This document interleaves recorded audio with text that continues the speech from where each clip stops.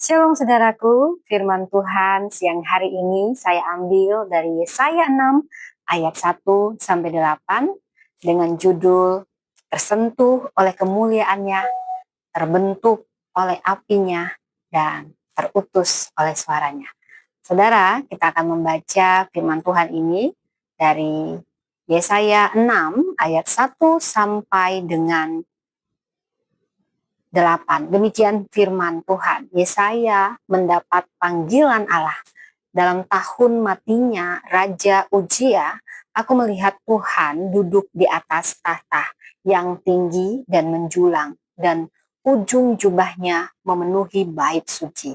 Para serapin berdiri di sebelah atasnya, masing-masing mempunyai 6 sayap. 2 sayap dipakai untuk menutupi muka mereka, 2 sayap dipakai untuk menutupi kaki mereka, dan 2 sayap dipakai untuk melayang-layang. Dan mereka berseru seorang kepada seorang, katanya, Kudus, kudus, kuduslah Tuhan semesta alam. Seluruh bumi penuh kemuliaannya. Maka bergoyanglah atas ambang pintu, disebabkan suara orang yang berseru itu, dan rumah itu pun penuhlah dengan asap. Lalu kataku, celakalah aku binasa, sebab aku ini seorang yang najis bibir, dan aku tinggal di tengah-tengah bangsa yang najis bibir. Namun mataku telah melihat sang raja, yakni Tuhan semesta alam. Tetapi seorang daripada serafin itu terbang mendapatkan aku. Di tangannya ada bara yang diambilnya dengan sepit dari atas mezbah. Ia menyentuhkannya kepada mulutku serta berkata, lihat, ini telah menyentuh bibirmu, maka kesalahanmu telah dihapus dan dosamu telah diampuni. Lalu aku mendengar suara Tuhan berkata, siapakah yang akan kuutus dan siapakah yang mau pergi untuk aku? Maka sahutku, ini aku, utuslah aku. Demikianlah firman Tuhan. Saya kalau mau baca ini saudara, mengatakan ini aku utuslah aku, saya mau menangis ya. Saya tidak tahu kenapa, karena ini adalah momen transformasi hidup ketika kita menjadi utusan Tuhan. Ada 3 pesan yang saya bawakan dari nats ini, tersentuh oleh kemuliaannya. Ini menunjukkan dari Yesaya 6 ayat 1 sampai 4 bagaimana kemuliaan Allah melampaui semua tahta dunia. Serapin berseru, kudus, kuduslah Tuhan semesta alam. Bait suci, penuh asap, bukan asap pertunjukan, tapi asap kehadirannya. Yesaya tidak merespon dengan euforia, melainkan dengan ratapan, celakalah aku. Mengapa? Karena ketika kemuliaan Tuhan dinyatakan, dosa kita tidak bisa disembunyikan. Saudara, ini seperti pelukis yang melihat mahakarya, langsung menyadari betapa berkualitasnya karya lukisan ini. Petrus berkata kepada Yesus, nyala daripadaku, karena aku ini orang berdosa. Lukas 5 ayat 8. Pelayanan tidak dimulai dari panggung, tapi dari pandangan akan tahta. Apa yang membuat kita sampai saat ini masih takjub dengan kekudusan Tuhan, atau kita sudah terbiasa dengan pelayanan tanpa perjumpaan? Yang kedua, pesan dari nats ini, bagaimana sebagai utusannya itu pasti akan mengalami proses sehingga terbentuk melalui api dari mezbah. Ayat 5-7 ini menunjukkan suatu perubahan besar. Yesaya tidak dibiarkan dalam keterpurukan. Serapin mengambil bara dari mezbah dan menyentuh bibirnya.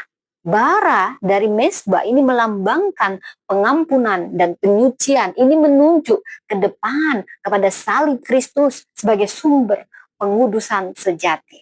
Ibrani 9 ayat 14. Saudara, ini seperti dokter, saudara. Dia tidak dapat menyentuh pasien sebelum tangannya disterilkan. Tuhan pun menyucikan kita sebelum kita diutusnya. Musa menghadapi semak yang menyala, dan dia menanggalkan kasutnya sebelum dia diutus. Yang belum dibakar di mezbah tak layak mendapat suara surga. Saudara, apa titik najis dalam hidup kita yang perlu disentuh oleh bara Tuhan? Oh, saya mengalami proses ini. Wah, saya najis bibir, saya yang najis bibir. Suami saya yang paling tahu borok-borok saya. Dan mungkin dia merasa kamu tidak layak di situ, istriku. Ya, betul suamiku. Aku tidak pernah layak di sini. Tuhan yang melayakkan. Bukan aku yang memanggil Tuhan, tapi Tuhan yang melanggil aku. Kalau aku udah ngomel, pasti tahu suamiku, kamu tidak layak. Betul. Saya tidak pernah layak. Tuhan yang melayakkan. Tapi bukan berarti jadi kita suka-suka, saudara. Terutus untuk menjadi suara surgawi. Yesaya 6 ayat 8 ini adalah titik puncak. Tuhan tidak memaksa. Dia mengundang siapa yang akan kuutus. Dan Yesaya menjawab, ini aku, utuslah aku. Tuhan tidak cari yang mampu, dia cari yang mau.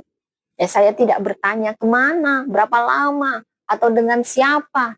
Tapi dia menjawab dengan iman, bukan dengan agenda. Inilah hati seorang hamba sejati. Saya sangat mengagumi seorang ibu keperawatan bernama Florence Nightingale. Dia berkata, aku tidak bisa menjelaskan panggilan itu. Aku hanya tahu aku tidak bisa menjawab. Tidak menjawab, saudara. Tuhan memanggil bukan yang siap, bukan yang mampu, tapi yang mau dan yang berserah. Karena yang mempersiapkannya dan yang memampukannya adalah kuasa ilahi. Saudara, apakah kita berani berkata, ya Tuhan? Sudahkah kita berkata, ya Tuhan, sebelum tahu seluruh isi surat tugasnya? Saudara, saya banyak tidak mengerti, saudara. Banyak hal. Kalau lagunya, sering ku tak mengerti jalan-jalanmu Tuhan. Itu saya alami untuk memenuhi panggilan Tuhan. Jadi saya ada hari ini. Saya berdiri semua karena cinta. Bukan karena saya kuat, bukan karena saya mampu. Tapi saya mengawalnya, saya mau. Saya banyak tidak mengerti. Saya mau lari, saya mau pergi, saya mau ke sekuler aja, saudara. Kalau digini-giniin, saya pikir saya sudah mau melayani. Harusnya diayomi, bukan dipersulit.